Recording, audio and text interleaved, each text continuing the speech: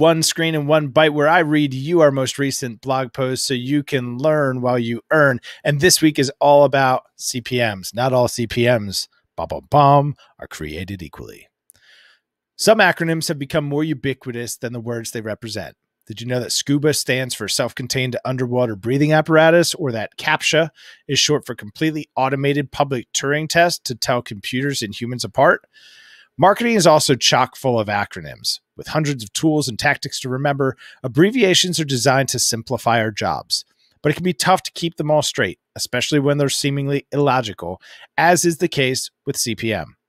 Perhaps you know CPM is cost per thousand, or maybe you just correlate the term with impressions. There's even a good chance you've used a CPM model to measure ad campaigns. So where does the M come from, and what exactly are impressions? Let's dive in. CPM, cost per mille or cost per thousand, is an industry standard benchmarking metric. It helps marketers calculate the relative cost of their ad campaigns in a given medium. Mille is Latin for thousands, and the Roman numeral M is also used to delineate units of 1,000. CPM is the cost of displaying an ad 1,000 times. Doesn't equal 1,000 people, just 1,000 times. It compares the relative efficiency of ad opportunities and or media spend.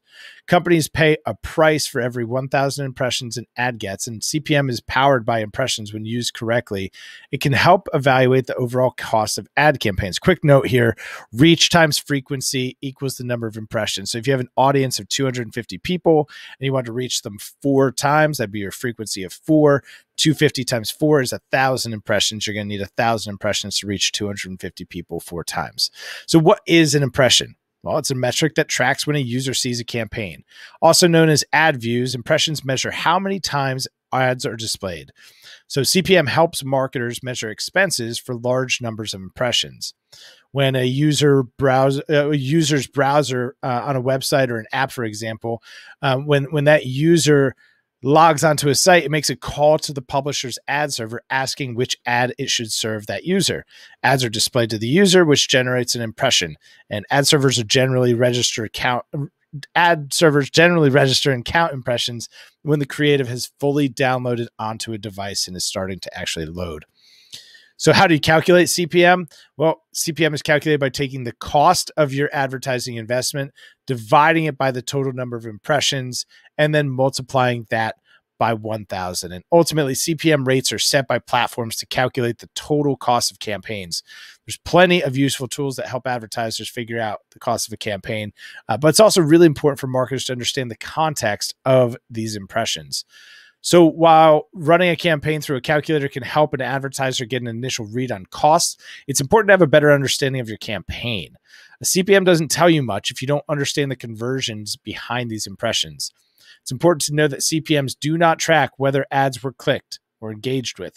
Let's say a user only stays on a website for 15 seconds and never scrolls to see your ad, or a podcast listener inadvertently skips over your ad spot in hopes of getting straight to the content. These may get counted as impressions, but certainly they are far from user engagement, let alone conversion. Of course, there are numerous ways to conduct online advertising campaigns, but for the sake of time, let's compare CPM to CPC and a CPA model. While CPC, cost per click, enables advertisers to pay search engines or other publishers for each click, the CPA model finds advertisers paying hosts a predetermined fee for a specific type of actions. While CPC is cost-effective, it requires maintenance. And if you aren't continuously optimizing your results, you may end up overpaying. So while a CPA model allows advertisers to control costs for specific objectives, advertisers can actually lose money from CPA campaigns if they have a low lead to sales ratio, because you'll be allocating more dollars to leads than actually selling stuff. So finally, publishers may oversell impressions on a CPM model, meaning that advertisers don't get the best bang for the buck. So we know that not all clicks were created equal. Again, it's tough to determine if a CPM model is objectively good or bad based on a single value. There's a lot more to it, and a lower CPM isn't always a good thing, as it may indicate shoddy traffic, poor audience, and a high CPM just the same doesn't mean that it's always good.